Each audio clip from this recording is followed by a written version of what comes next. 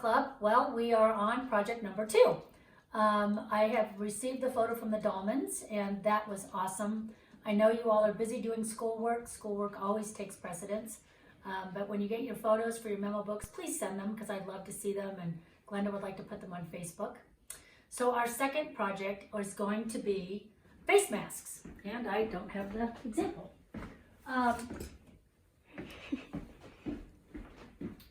So several of you have reached out to me and to Glenda about doing face masks for the community. Initially, the Vail Health was doing them only internally for their staff. They've now opened it up to community members, and so we are going to be a part of that project. So what we're doing are face masks, and this is how they will go. There's ties, you'll tie them. This particular pattern and everything that we're doing has been taken from the Vail Health model, and we will be giving them back to Vail Health. They have an opening in them so that the person may put a filter in it. So the one thing to know is, in and of themselves, face masks are not foolproof against COVID-19. They are considered personal protection devices. And so you can use them. Originally we were going to do them just for home use. So what you're going to have in your kit are 3 sets of fabric and 3 sets of ties, along with a wire. So the way that these are designed are, the pretty piece is going to be your outside front piece. The piece that's more bland will be the inside lining. So you will have all of those pieces. If you decide you want to do more of them, the fabric is 8 by 8. We have the benefit of using seam binding, thanks to Glenda rating the CSU Extension Office, and I rated everything I had. So we are not having to make straps. So you will have seam binding pieces. They are 34 inches long. If you end up making more masks, we will have to make ties. When you're making ties, it is 34 inches by 1.5 inches, and then you're having to fold in each side to make, in essence, this binding. So the first thing that we're going to do is you are going to go over to your machine. First thing you're going to do is go over to the ironing board. So at the ironing board, this one has 2 of the same color. So you're going to fold under 1/4 inch and just kind of eyeball it. You're going to press it down. So what we're doing is eliminating the raw seams at the top, this is where the pocket's going to be. Vail Health has been using either pipe cleaners or 6-inch zip ties. I don't have either one of those things.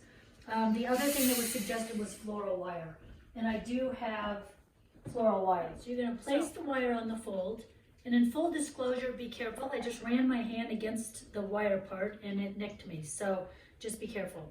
So we're going to take the fabric with the wire over to the sewing machine. Okay, so you're going to center your wire on your fabric, and we're going to zigzag this in to hold it in place. So place your presser foot over the wire. We're going to do a zigzag stitch, and I would do it fairly wide. You don't want your needle to hit this wire. On my machine, it's a 4. It's almost as wide as it goes.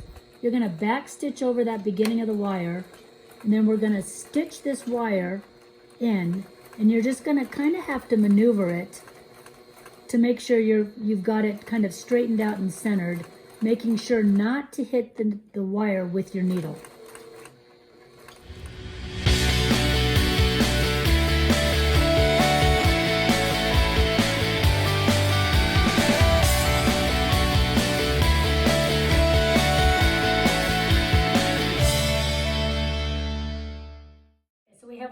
Our floral wire in this edging.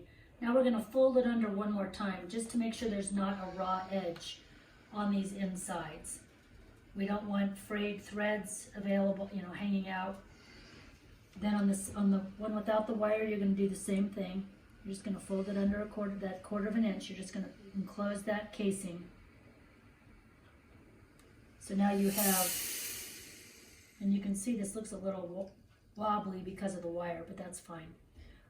So you have them both folded down. Now we're going to stitch these down to hold them. Putting the machine back to a straight stitch. We're going to back stitch. I did not pin this.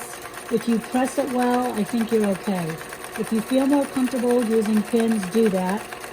I totally botched it up last time because I did not take my pins out, and everything I keep hearing, it wrecks your machine. So I commit to getting better about taking out pins. Make sure you're doing that as well. So we have both of our folded parts now finished. So we are going to trim our seams, trim our threads, and then we're going to sew these together, right sides together, the three sides that are not your folded opening. And remember, for purposes, the part with the wire is going to be that's in the front. And the purpose of the wire is to make it bendable around your nose so that it holds its shape. All right, so I've pinned the two pieces together, right sides together, again, the pretty sides together, leaving the folded edge or finished edge. We're not sewing that. We're going to stitch 1/4 inch around, which remember is just the edge of your presser foot. Back stitch. Make sure you remove your pins. And it's very helpful if you have your pin receptacle, caddy, whatever you have right there.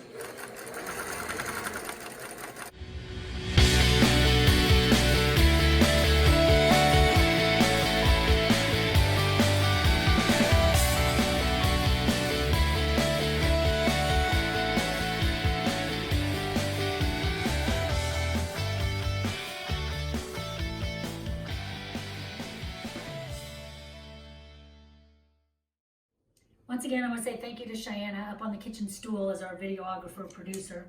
So you're going to trim your threads, and this is the same thing we did with our memo book covers. You're going to trim your corners. To remember, that just gets rid of the bulk. So trim your corners, then you're going to turn it inside out.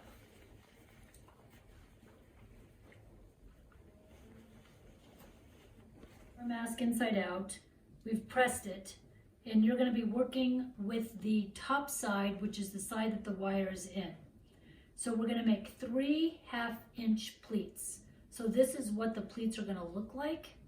And I found the easiest thing to do is to work from the bottom. So I made a 1/2-inch pleat. There's about a 1/2 inch opening, and then this pleat is in 1/2 inch. None of this is really exact, but this kind of helps. Then the next one I did, I'm making the pleat that's about 1/2 inch, going right up to the next pleat. I'm not overlapping pleats because it would be really bulky.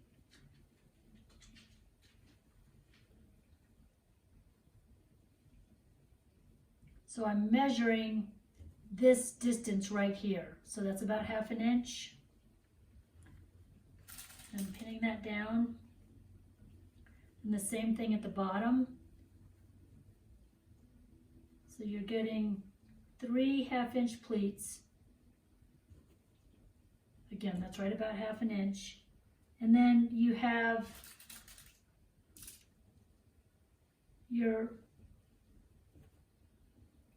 it's a little more than 1/2 inch, but it's about 1/2 inch. So now we have the pleats on both sides pinned. 3 1/2-inch pleats. Again, I worked from the bottom. Now we're going to stitch this down at 1/4 inch. I'm going to do 1/4 inch again, and I'm just stitching the pleats. You don't have to go all the way from the top and the bottom. I would back stitch this, and this is just holding in those pleats. Now, if it's kind of heavy or hard, you're just going to have to kind of pull it. I saw someone that took the strings and pulled it, which gives you some leverage, and that really works well if you just pull those tails, if it's hard to get started.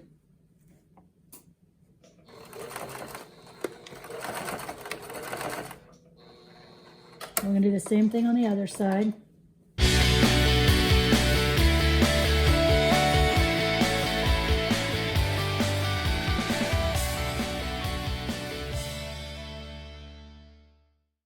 Again, you're just going to trim your threads like you always do. Get the bulk out of there, get rid of that. In your kits, as I talked about, you have bias tape. So yours is going to look like this. It's already folded, it's already a piece. Some of you have really narrow ones, it's just what we ended up with. If you end up with a small one, I would zigzag it. It's just going to be a lot easier than trying to straight stitch it. I had to make mine for this purpose. So I have the 34-inch strip. I have folded in 1/4 inch on each side.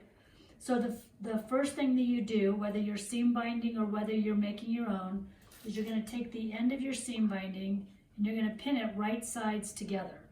So what we're doing is just closing the end. So I'm going to take it to the machine. I'm going to close both ends. Then the next thing you're going to do is just mark where the center of your mask is. Just get an idea. This isn't, again, it's not exact. It's just kind of so that your strap is kind of lined up in the right place. And some of you will find that your two straps aren't the same color, and some of you, the two straps aren't even the same length. Again, we used what we had. We were very fortunate. I made 60 kits for our club, and so almost all of them have matching with the same lengths. But if you get a set that's a different color and a different length, just go with it. I figure they can tie it and it will work just fine. So I'm going to fold the mask in half and I'm going to fold the strap in half, and I'm going to figure out where those are going to line up. So I'm just going to go to the machine. I'm going to close up these ends and then press this together, which will be like seam binding.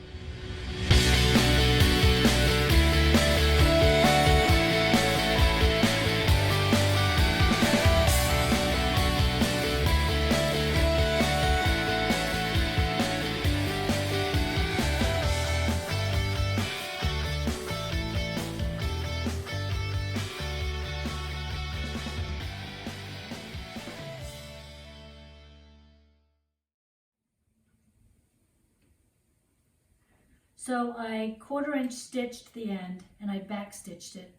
Then I just turned this to the inside. And then I folded these two sides together.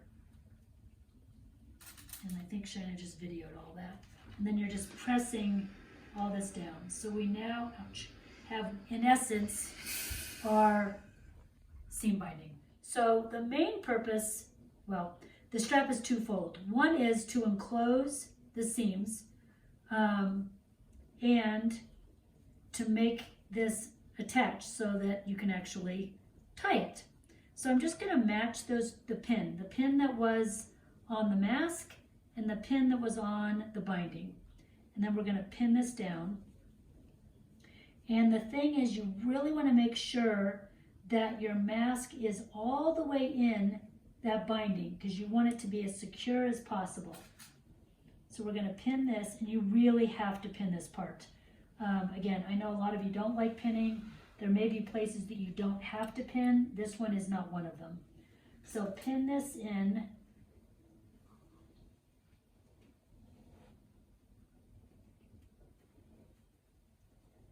Okay, so now what we're going to do is we're going to stitch this binding closed. We're going to stitch it right along the edge. And then when we get to the mask, Veil Health has been zigzagging it just to make it more secure. So you can zigzag it and make sure your stitch width is tight so it's not this big gaping zigzag.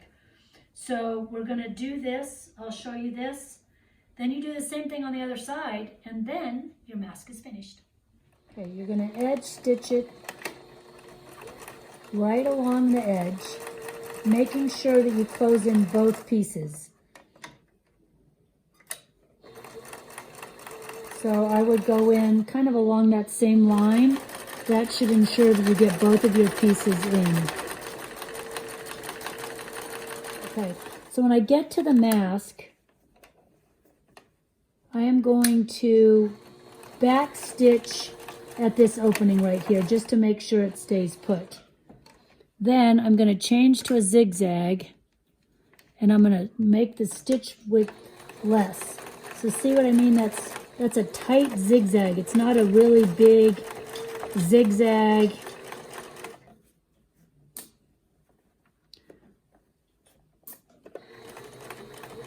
And I would go right over the edge of your binding. So that's included, it's encasing that binding.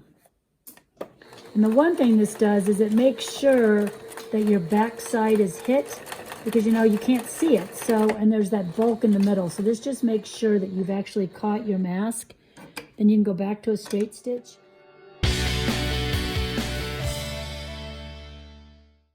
Now, so here's our strap.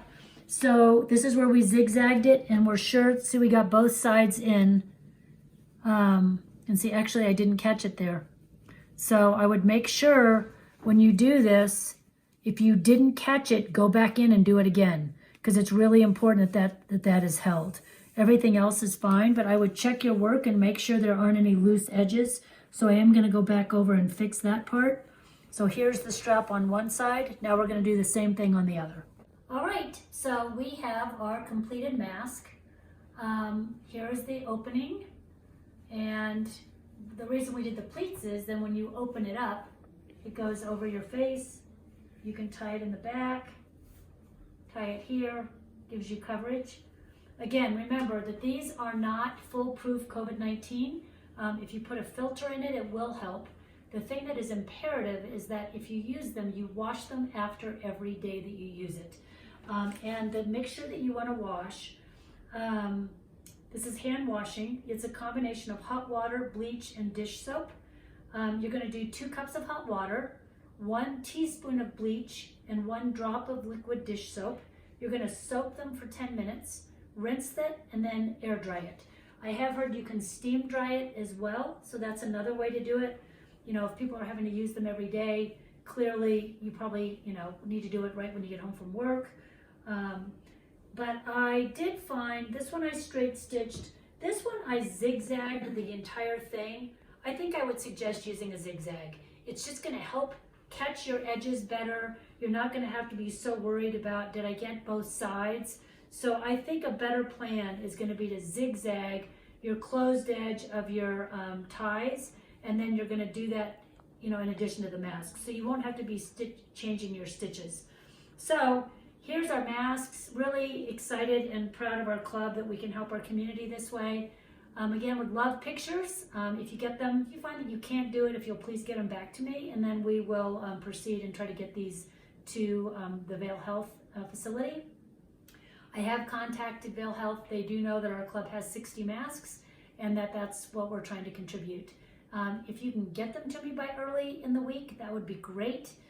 Again, schoolwork takes priority, but if you find some time, I think this will probably take you 30, 45 minutes, so it's not really long. Once you do the first one, I think you'll find it goes faster. The pleats, take a little bit of time, but I think the zigzagging will help expedite this. So thank you so much. I'm so proud of our club. Look forward to seeing your pictures. Thanks.